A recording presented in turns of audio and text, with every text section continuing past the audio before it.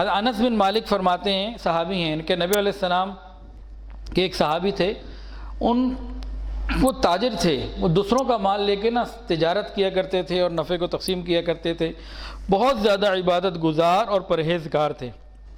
ایک مرتبہ کہیں جا رہے تھے، راستے میں ایک مسلح ڈاکو ملا۔ جب ڈاکو کو دیکھا نا، انہوں نے کہا بھئی تجھے مال چاہیے، سارا مال لے لے۔ کہتا ہے نہیں، مال تو ٹھیک ہے لیکن میں نے تو خون بہانا ہے آپ کا۔ اب انہوں نے کہا اچھا بھائی تم خون ہی بہانا چاہتے ہو تو چلو ٹھیک ہے بہا لینا، لیکن مجھے ذرا 2 رکعت نفل پڑھنے کی نا اجازت دے دو۔ میں نے کہا ٹھیک ہے پڑھ لو۔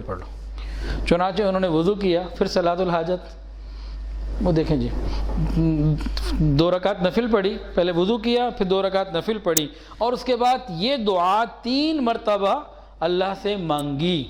یہ دعا کون سی دعا ہے سنیے، یا ودود یا ذا العرش المجید، یا فعالا لما یرید، اسألک بعزتک التی لا ترام وملک الذی لا یضام وبنورک الذی ملأ ارکان عرشک ان تکفینی شر ھذا اللص یا مغیث اغثنی۔ یہ دعا 3 دفعہ مانگی تو اچانک ایک گھڑ سوار نمودار ہوا جس کے ہاتھ میں نیزہ تھا، اس نے اس ڈاکو کو کر دیا قتل، وہ تو ہو گیا فارغ نیزہ مار کر۔ پھر اس تاجر کی طرف جو صحابی سے متوجہ ہوا، تاجر نے پوچھا بھئی تم کون ہو اور اللہ نے تمہارے ذریعے سے میری مدد فرمائی، آپ کون ہیں؟ انہوں نے کہا میں 4تھے آسمان کا فرشتہ ہوں، جب آپ نے پہلی مرتبہ دعا کی میں نے آسمان کے دروازوں میں کھڑکھڑاہٹ سنی، دعا ایسی تھی اوپر دروازے ہلے، پھر آپ نے دوبارہ دعا کی میں نے آسمان والوں کی چیخ و پکار سنی، پھر تیسری مرتبہ دعا کی تو کسی نے کہا یہ تو ایک مصیبت زدہ کی دعا ہے۔ میں نے اللہ تعالیٰ کی بارگاہ میں عرض کیا اللہ اس ڈاکو کو قتل کرنے کا کام میرے ذمہ لگا دیں، اللہ نے اجازت دی اور میں آیا اور میں نے اس کا قلع قمع کر دیا۔ پھر اس فرشتے نے کہا کہ آپ کو خوشخبری ہو، جو آدمی بھی وضو کر کے 4 رکعت نفل پڑھے، 2 کر کے پڑھ لے یا چاروں ایک سلام سے پڑھ لے، جو آدمی بھی، فرمایا کہ آپ کو خوشخبری ہو جو آدمی بھی وضو کرے پھر 4 رکعت نماز پڑھے پھر یہ دعا مانگے، اس کی دعا ضرور قبول ہوگی، وہ مصیبت زدہ ہو یا نہ ہو۔ یعنی کوئی مصیبت زدہ مانگے اللہ مصیبت دور کریں گے، کوئی مصیبت نہیں ہے ویسے کوئی نعمت مانگ رہا ہے انشاءاللہ اللہ وہ بھی عطا فرما دیں گے۔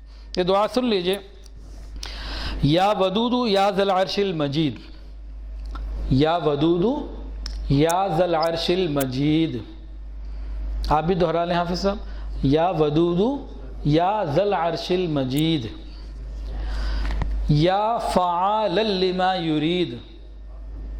دوسرا جملہ کیا ہے؟ یا فعالا لما یرید، یا فعالا لما یرید، یہ اللہ کی تعریف ہو گئی۔ اب تیسرا جملہ اس میں کیا ہے؟ اسألک بعزتک التی لا ترام، اسألک بعزتک التی لا ترام، اسألک بعزتک التی لا ترام وملک الذی لا یضام، وملک الذی لا یضام، وملک الذی لا یضام وبنورک الذی ملأ ارکان عرشک، وبنورک الذی ملأ ارکان عرشک، وبنورک الذی ملأ ارکان عرشک ان تکفینی شر ھذا اللص، ان تکفینی شر ھذا اللص، ان تکفینی شر ھذا اللص یا مغیث اغثنی، یا مغیث اغثنی، یا مغیث اغثنی۔ یہ حیات الصحابہ جلد سوم میں لکھی ہوئی ہے، تو اس کو ہم پڑھیں، دیکھیں اللہ تعالیٰ کیسی رحمت کا معاملہ فرمائیں گے۔ تو بھئی سب سے پہلا افضل اور بہترین جو وظیفہ بنا وہ کون سا؟ وہ بنا 2 رکعت نفل پڑھ کے صلاۃ الحاجت کا پڑھنا اور پھر دعا کا مانگنا، پھر دیکھیں اللہ کی کیسی رحمتیں آتی ہیں۔